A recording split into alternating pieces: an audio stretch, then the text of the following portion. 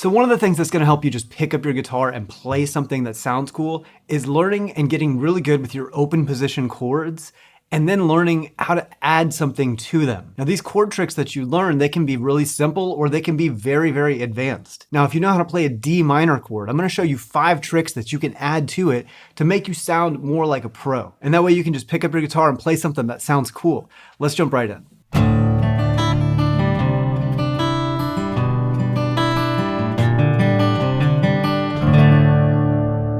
Number 1 is hammer-ons.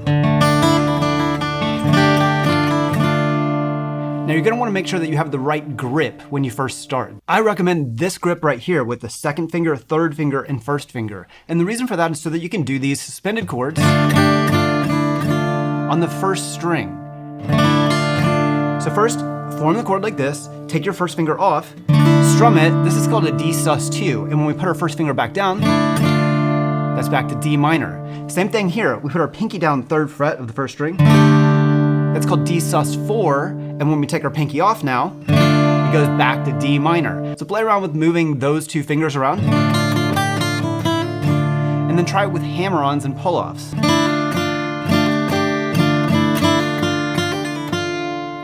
And you can try it with both like I just did there. It's a little bit trickier, but it sounds great. We can also hammer the 2nd finger on the 3rd string like this.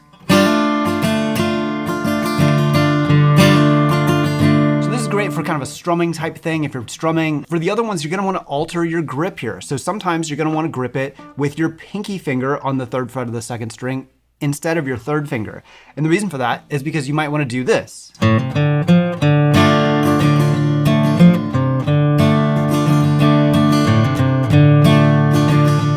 Now we can hammer on the 3rd fret of the 5th and the 4th strings with our 3rd finger.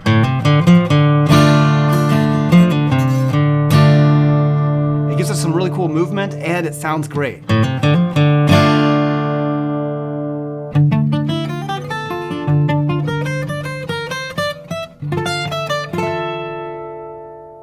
Now number 2 is other forms of the D minor chord that you should know that are actually just as easy to play or maybe even easier than this one. And the cool part is it's up the neck. Now these are going to be useful when you're playing ornaments. And you want that highest note to keep going higher.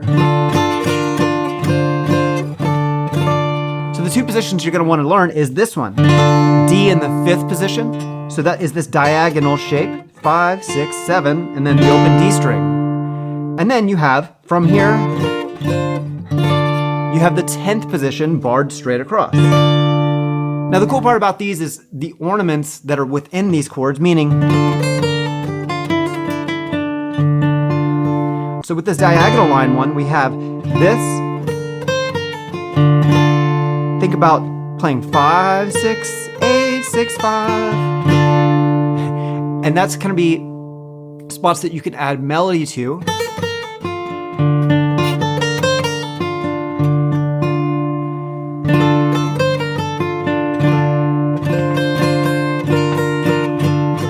Let's keep going up. Now this position is even easier. We have the 10th fret straight across. You just bar with 1 finger. Now the ornaments on this spot are going to be here. 12th fret and 13th fret.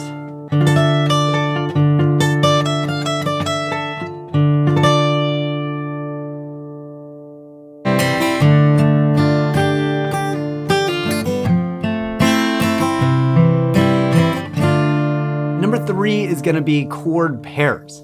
What chords come paired with D minor? Here's some that are easy to play and they're going to come up the most often. So here's D minor. One that comes up is F major 7 and C. Try this F major 7 voicing where we go 1st, 2nd, and 3rd fret of the 2nd, 3rd, and 4th strings.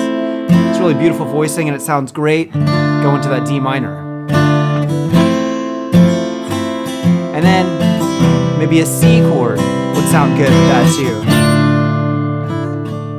Another one comes up as just D minor to C.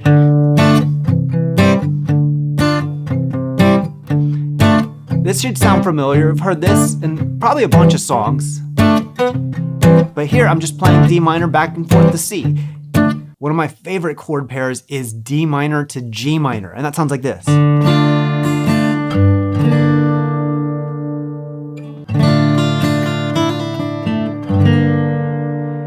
a haunting sound. The G minor is pretty hard to play if you don't know this trick with the G minor.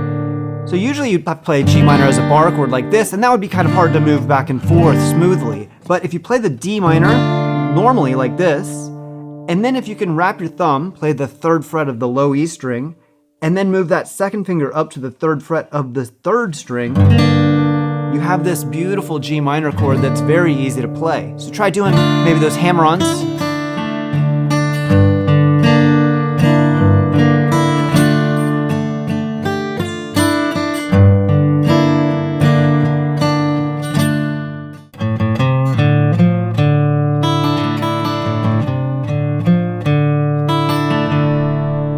A great way to make any chord sound better is by adding bass movement when you're strumming the chords. So for example, when we have this D minor chord, it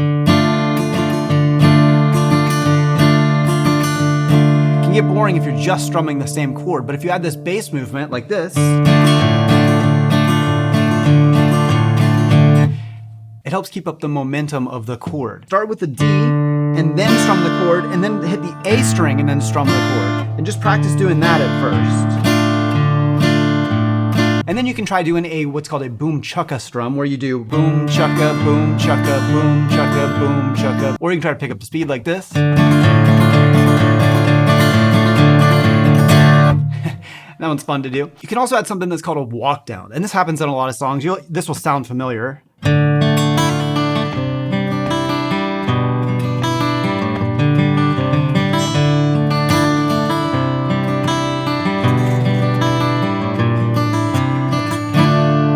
Start this time with your pinky grip, and that's because we want to use our 3rd finger to play these notes. 3rd fret of the A string, called D minor 7 over C.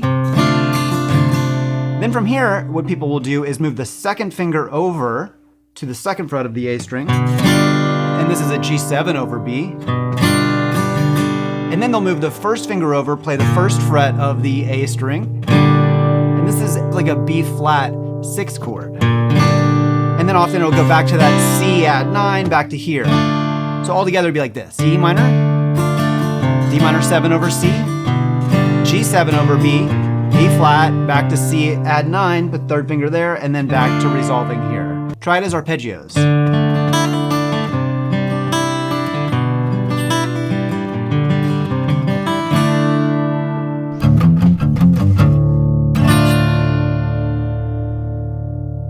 My favorite trick in D minor is going down to drop D and then playing in D minor. Here's how you get to drop D fast. Play the D string first, let it ring out, and then play the low E string. And then try to tune it just by ear. Okay, if you play the D string and then immediately stop it, you can still hear the rest of the guitar singing out. That's called sympathetic resonance. That'll only happen when the strings are in tune with each other. So if I play this low D string now, and I stop it, you can physically see this D string ringing. Now it's really hard to see that, but it's happening, and it's something that you'll be able to see too. The hammer-on we talked about from part 1, the 3rd fret of the 4th and 5th strings. Now we can extend that all the way down to the 6th string too.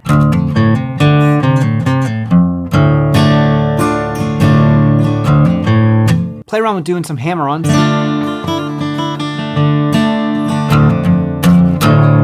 And then play like a cool riff at the bottom using that 3rd fret of the bottom 3 strings.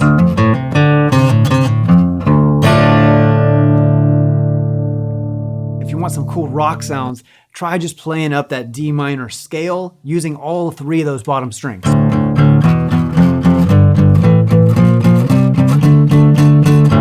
It sounds great if you give it a palm mute.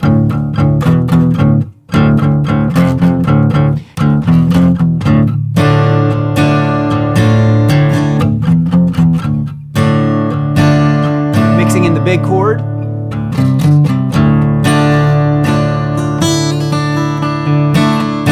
I'm playing those 3 strings with different fingers so I can do things like this.